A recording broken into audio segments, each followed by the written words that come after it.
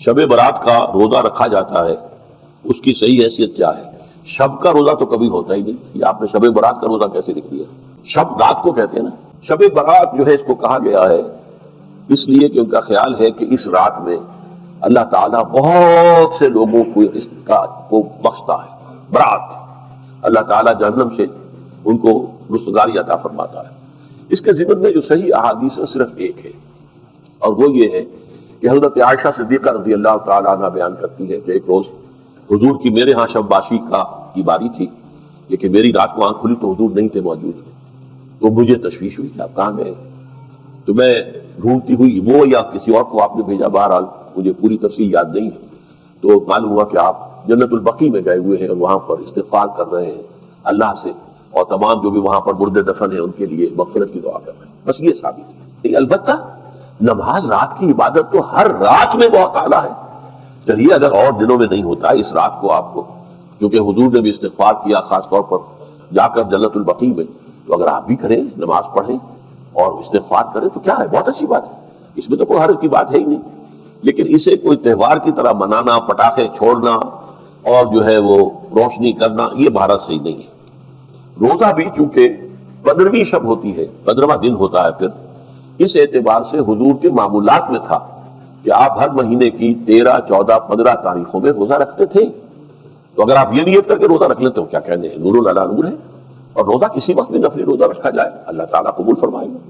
میرا سوال یہ ہے کہ یہ جو بڑی راتیں جو آتی ہیں، للیت القدر جو آتی ہے اور یہ شب معراج جو آتی ہے اور شب برات جو آتی ہے، تو لوگ جو خصوصاً پاکستان اور انڈیا میں لوگوں نے جو ایک مقرر کر لیا ہے کہ وہ جاگنے والی رات ہے اور رات بھر عبادت کرنی ہے اور اسی رات ساری آپ کو اپنی نفل نمازیں پڑھنی ہیں، تو میں ہمیشہ اس بات پہ کافی مجھے یہ بات پہ کنفیوژن ہوتی ہے کہ عبادت تو انسان کو 365 ڈیز کرنی چاہیے، نفل تو آپ کبھی بھی پڑھ سکتے ہیں، دعائیں تو آپ کبھی بھی کر سکتے ہیں، تو مطلب یہ جو راتیں جو ہوتی ہیں ان کا آپ تھوڑا ذکر کریں گے، بتائیں گے کہ ہم کو کرنا کیا ہے ان راتوں میں؟ جو بہن نے سوال کیا کہ کئی راتیں ہم ہمارے معاشرے میں بناتے، لیکن جو قرآن مجید میں جس کا ذکر ہے وہ لیلۃ القدر، اس کا ایک سورہ بھی ہے، اور یہ تھاؤزنڈز آف ہزاروں راتوں کے مقابلے میں ہے، صرف ایک ہی رات کا ذکر ہے۔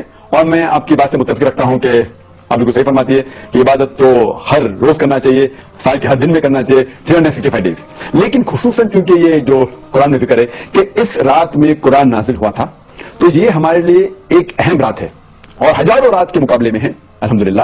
اور ہمارے رسول، ہمارے پیغمبر صلی اللہ علیہ وسلم فرماتے کہ یہ آخری عشرے میں آتی ہے، اور میں سمجھتا ہوں کہ خصوصاً اللہ سبحانہ وتعالیٰ نے یہ کون سی رات ہے اس کا ذکر نہیں کیا تو کہ ہمیں اور موقع ملتا ہے عبادت کرنے کا، تو ہم یہ آخری عشرے میں رمضان کے آخری 10 دنوں میں خصوصاً کہتے ہیں کہ it should be alternate, it should be odd days, 21ویں رات ہو یا 23ویں یا 25ویں یا 27 یا 29ویں رات، ان ایک راتوں میں ہونا۔ اور کیونکہ میں پتا نہیں کہ رمضان کبھی ایک دن لیٹ شروع ہوتا ہے، ایک دن پہلے شروع ہوتا ہے، تو اسی لیے ہم سب 10 رات اگر عبادت کریں گے سب سے بہتر ہے، یا خصوصاً جو آلٹرنیٹ نائٹس ہے 21ویں، 23، 25ویں، 27، 29، تو ہمیں موقع ملتا ہے اور عبادت کرنے کا۔ لیکن اس وقت آپ جو عبادت کریں گے آپ کا جو ثواب ہے وہ کئی زیادہ ہوگا، تو اسی لیے اللہ کے رسول نے کہا کہ ہمیں ڈھونڈنا چاہیے کہ یہ رات جو ہے آخری عشرے میں ہمیں ڈھونڈنا چاہیے، تو کہ عبادت کرنے کا موقع ہے۔ اور عام طور پہ عبادت کرنے کا ثواب تو ملے گا ہی، لیکن خصوصاً رمضان میں ثواب اور ملے گا، لیکن کئی راتیں جو باقی ہمارے معاشرے میں بنائی جاتی ہے اس کی دلیل کوئی صحیح حدیث میں نہیں ہے۔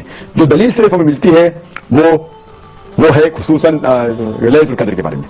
Hope that answers the question. Is it permissible to celebrate Shabi Barat now that 15th of Sha'ban is coming? Please throw some light on this. It is an innovation, a bid'ah. When we come to the issue of celebrating the 15th of Sha'ban, okay, what is your intention of celebrating?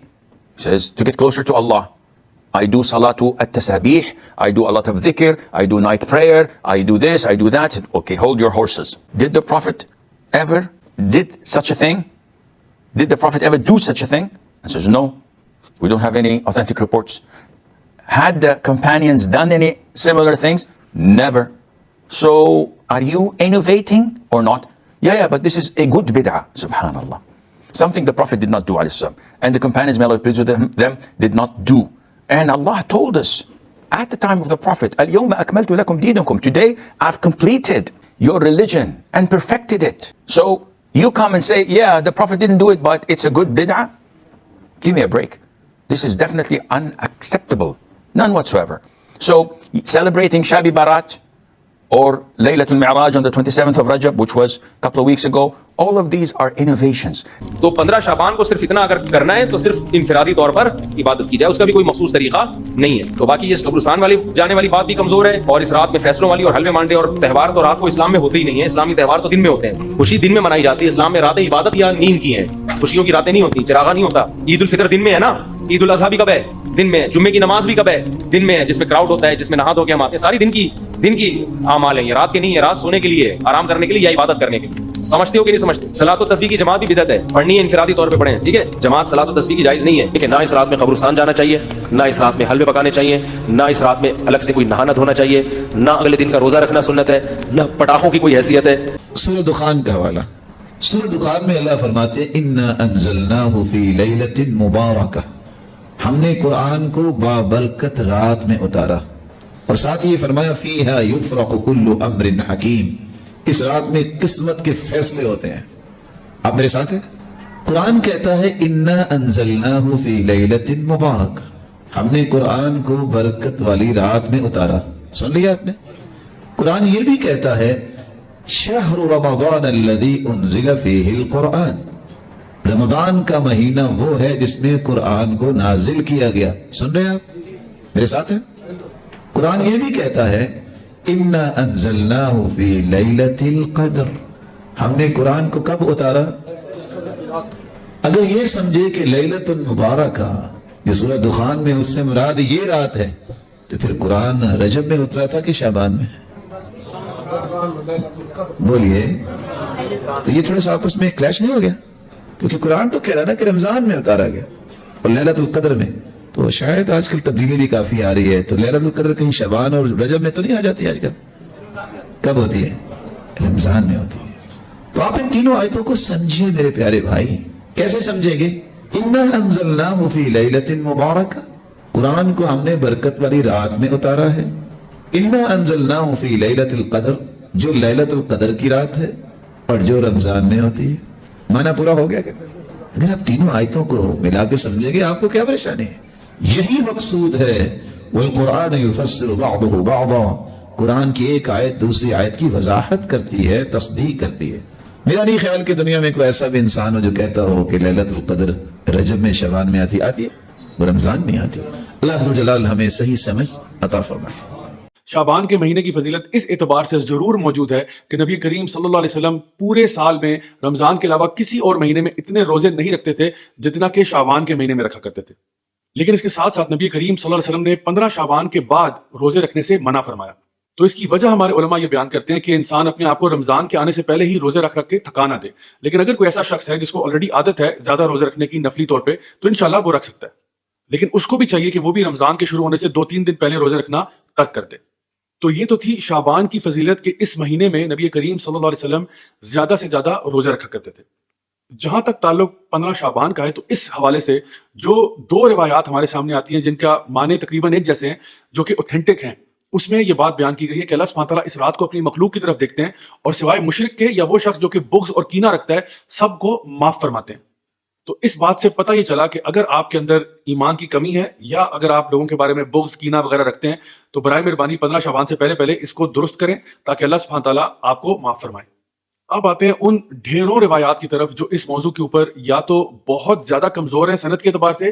تو سب سے پہلے وہ لوگ جو یہ کہتے ہیں کہ اس رات کو فیصلے ہوتے ہیں اور تقدیر کے فیصلے اور روحیں نکل آتی ہیں وغیرہ وغیرہ. تو پہلی بات تو یہ کہ روحوں کا نکلنا تو ہمارے دین میں کوئی ٹاپک ہے ہی نہیں، کیونکہ جو شخص ایک دفعہ فوت ہو گیا اس کا معاملہ اللہ کے ساتھ ہے، وہ عالم برزخ ہے.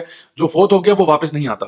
دوسری بات یہ کہ جو لوگ یہ کہتے ہیں کہ اس رات میں قرآن مجید نازل ہوا تھا، یہ بالکل فیبریکیٹڈ بات ہے. اس لیے کیونکہ قرآن مجید ہم سب جانتے ہیں کہ وہ لیلۃ القدر میں نازل ہوا تھا. انا انزلناہ فی لیلۃ القدر وما ادراک ما لیلۃ القدر. یہ بچہ یہ بات جانتا ہے. اور لیلۃ القدر جو ہے وہ رمضان کے اندر آخری عشرے کی طاق راتوں میں تلاش کی جاتی ہے.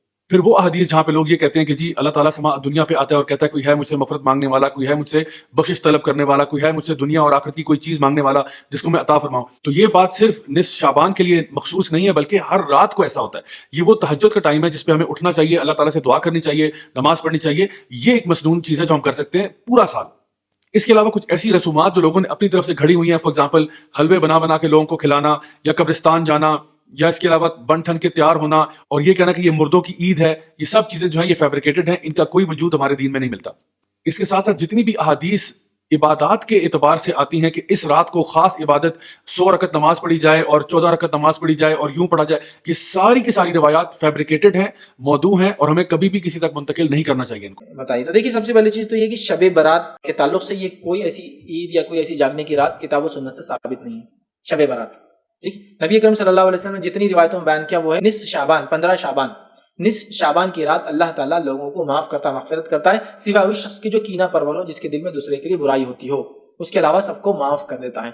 ये बातें जो है, ये रिवायतें हसन दर्जे तक पहुंचती है। तो लिहाजा इस रात की फजीलत ये है कि इस रात निस्फ शाबान को अल्लाह ताला लोगों को माफ करता है, सिवाय उस शख्स को छोड़ के जिसके दिल में कीना हो। इसके अलावा इस रात को मनाना या इसमें स्पेशल जागना या स्पेशल किस्म की इबादतें करना ये साबित नहीं है। 15 शाबान तो है हदीसों में, शब बारात कहाँ से लागे?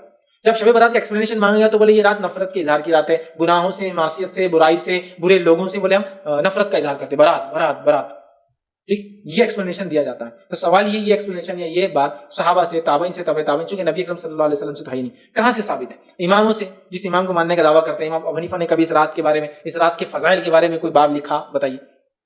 सवाल ये है। तो रात की फजीलत होना उसके मनाने की दलील नहीं है, लिहाजा इस रात की ये फजीलत रिवायत में मिलती है 15 शाबान की। इसके अलावा जितनी भी रिवायतें वो मनमानी, मनगढ़ंत, बहुत सारी झूठी हैं। जैसे कि एक रिवायत आती है, जो इस रात को निस्फ शाबान को जागे, दूसरे रोज का रोजा रखे, मतलब सुबह जो होती है, मतलब उसी दिन का रोजा, सुबह जो होती है रोजा रखे, उसके 120 साल के गुनाह माफ होते हैं। ये रिवायत मौजू है, ठीक है। तो लिहाजा इसके ताल्लुक से बहुत सारी मौजू और मनगढ़ंत रिवायतें। तो लिहाजा निस्फ शाबान को अल्लाह लोगों को माफ करता है, लेकिन इसको मनाना, जागना, 100 रकातें पढ़ना, क़यामुल लैल स्पेशल इस रात में करना, लिहाजा जिस रात की बुनियादी साबित नहीं है, बाकी सारी चीजें मैं समझता हूँ बताने की जरूरत नहीं। इसमें मेरा तफसीली उन्वान है शब बारात की हकीकत और हमारी बिदतें। आप जरूर उसको देखें। 15 शाबान को जो शब बारात मनाई जाती, इसकी हकीकत या ये बिदत है।